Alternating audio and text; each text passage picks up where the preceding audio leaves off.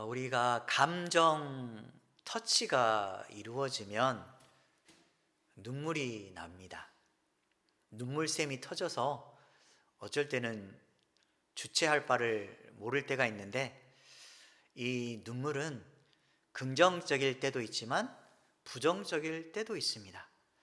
우리 긍정적인 눈물을 생각해 보면 영화나 다른 누군가의 행위나 말을 통해서, 시청을 통해서 감동을 받았을 때 눈물이 흐릅니다. 그리고 내가 힘겨웠을 때 누군가의 도움으로 또는 하나님의 긍휼하심을 통해서 무슨 문제가 해결되었을 때 벅차오르는 감사함을 느낄 때 기쁨의 눈물이 납니다.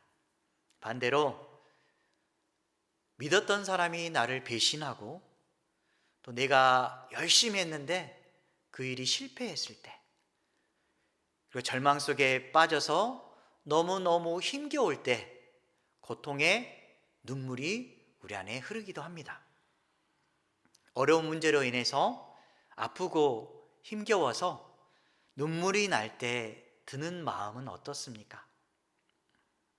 일단은 이 문제가 속히 해결됐으면 하는 바람이 있습니다. 그리고 우리 마음속에 있는 답답함과 힘겨움을 다른 사람을 통해서 위로받고 싶은 마음이 드는 것입니다. 특별히 우리가 하나님 앞에 나아가서 어떤 문제를 얘기했을 때 하나님 전심으로 우리를 위로해 주시고 우리의 마음을 참 풀어줬으면 하는 바람이 우리 안에 있습니다. 하나님의 위로하심을 얻기 위해서 우리가 어떤 기도로 나아갈지 말씀을 통해 살펴보도록 하겠습니다.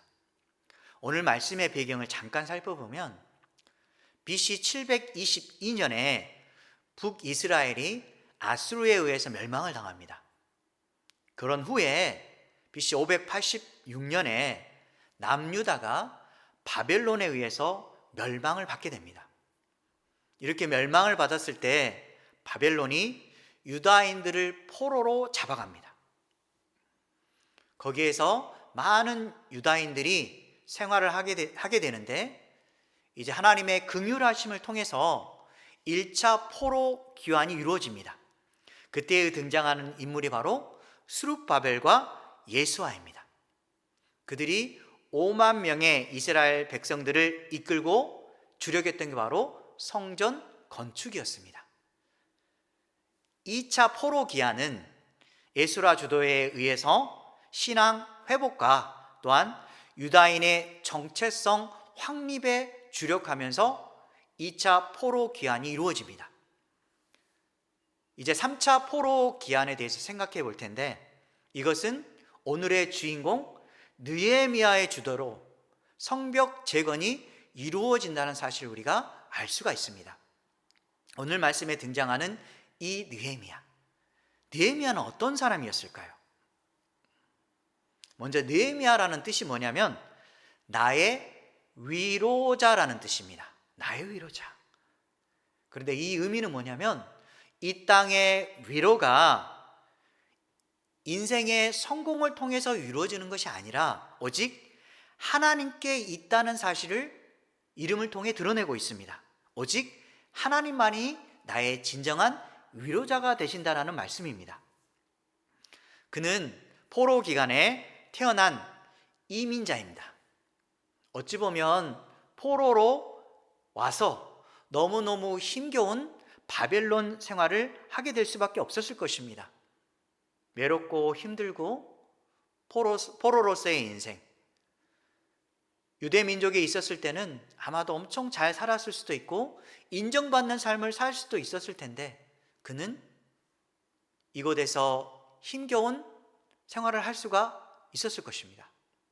하지만 그래도 그에게 있어서 부모님의 훌륭한 역할 덕분에 물질적으로 다른 면에 있어서 좋은 생활을 유지할 수가 있었습니다.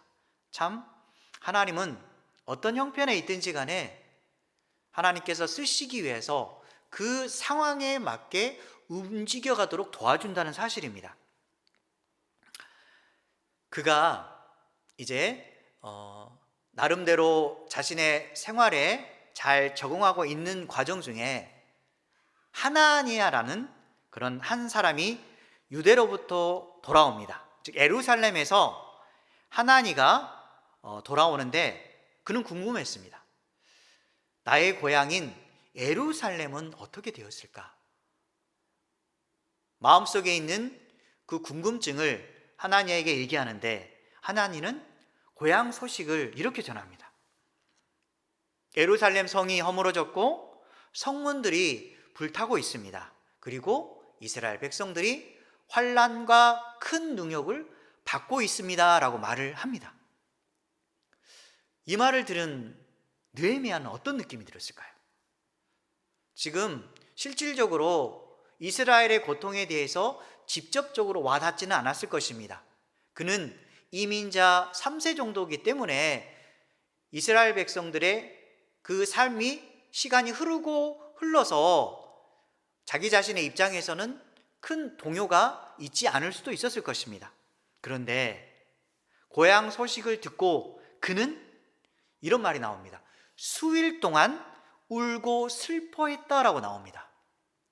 물론 소식을 들으면 아마도 같은 민족이기 때문에 마음 아파할 수는 있습니다.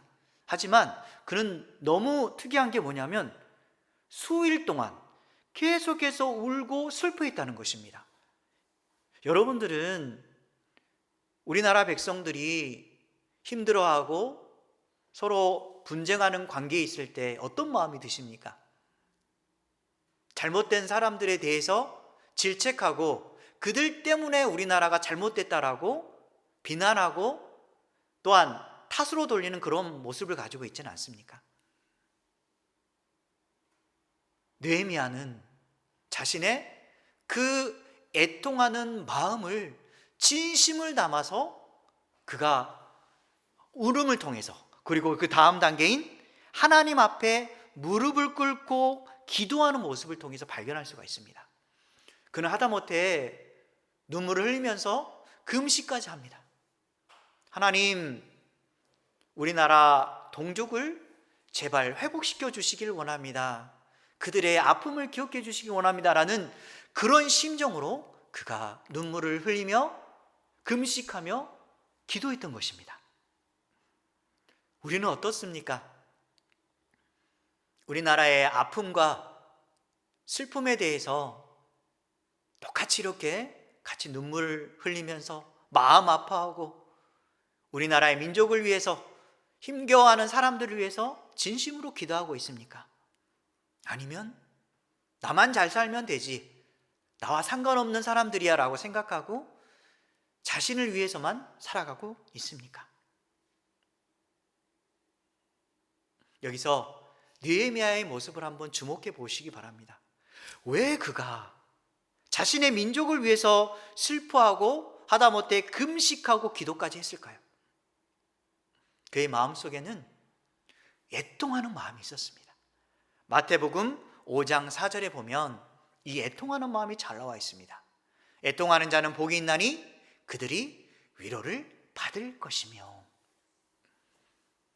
하나님을 향한 애통함, 너무너무 마음 아파함, 그리고 이웃을 향해서 그들의 고통을 함께 느끼면서 슬퍼하고 또한 같은 동족 의식을 가지고 살아가는 그 마음이 진짜 애통함입니다. 그 사람이 고통당할 때 나도 똑같이 고통당하는 마음이 흘러갈 때 그게 진정한 애통하는 사람의 마음입니다. 이런 애통함이라든지 사랑하는 마음이 어디서부터 흘러나왔을까요? 아마도 그는 부모님으로부터 이스라엘 민족에 대한 그런 교육을 잘 받았을 것입니다. 하나님의 말씀과 전통 교육에 대해서 잘 받았을 뿐만 아니라 자신의 민족의 역사와 모든 문화에 대해서 아마도 그는 열심히 습득했고 또한 자랑스럽게 여기기도 하고 많은 궁금증을 가지고 있었을 것입니다. 그런데 지금 이 사랑하는 민족이 너무너무 고통스러워하는 모습에 애틋한 마음을 가지게 되는 것입니다.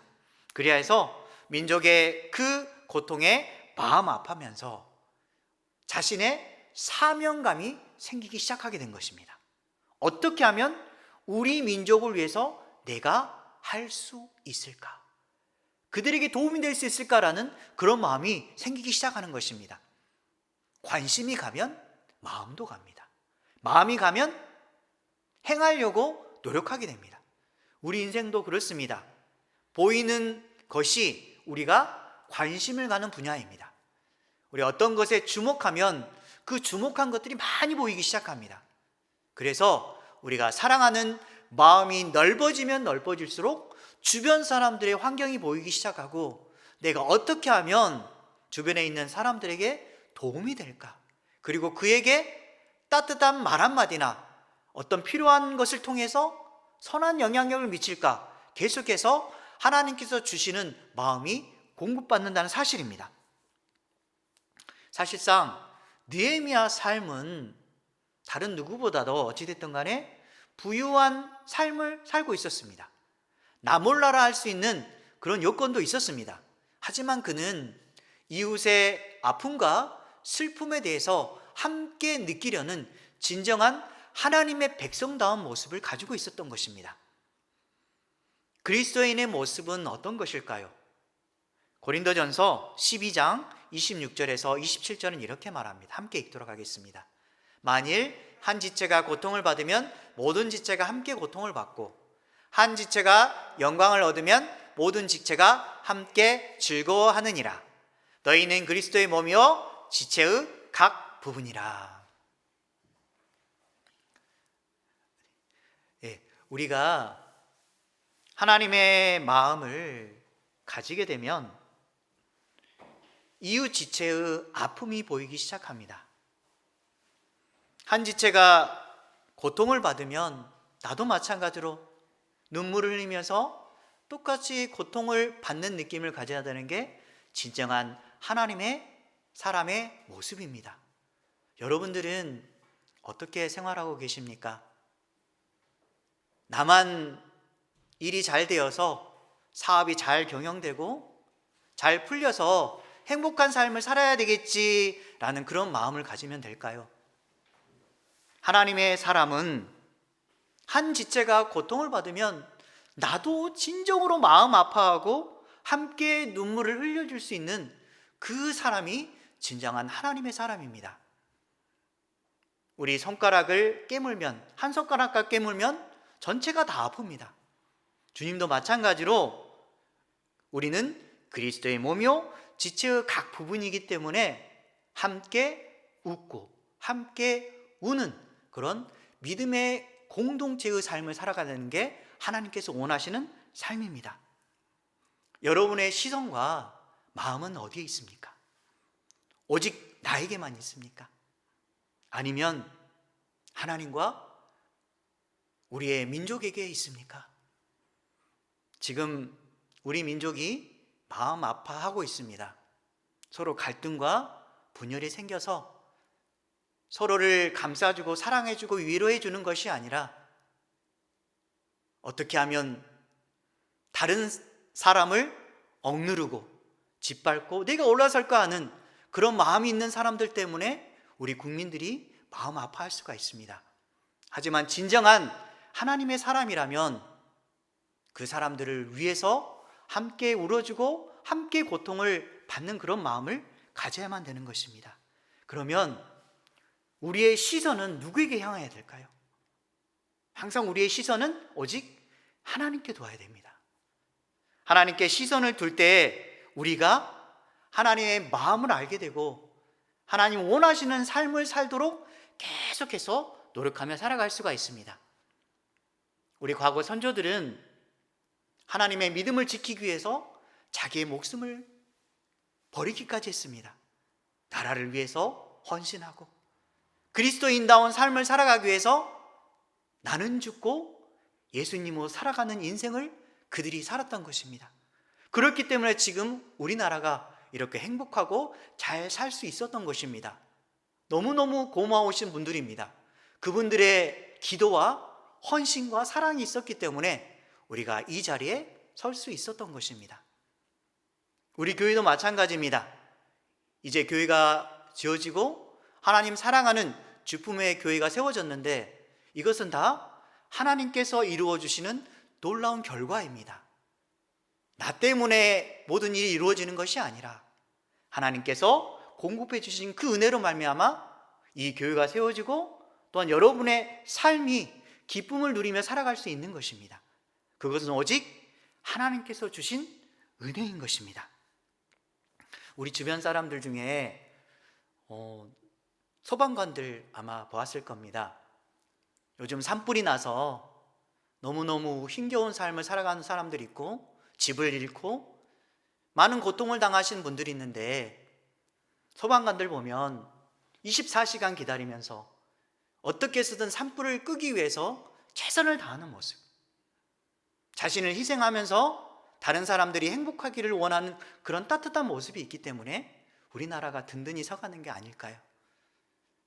이전에 TV에서 보니까 집에서 불이 났는데 한 소방관이 한 생명을 살리기 위해서 자신의 몸을 아끼지 않고 불길로 뛰어들었습니다. 그리고 그는 한 생명을 안고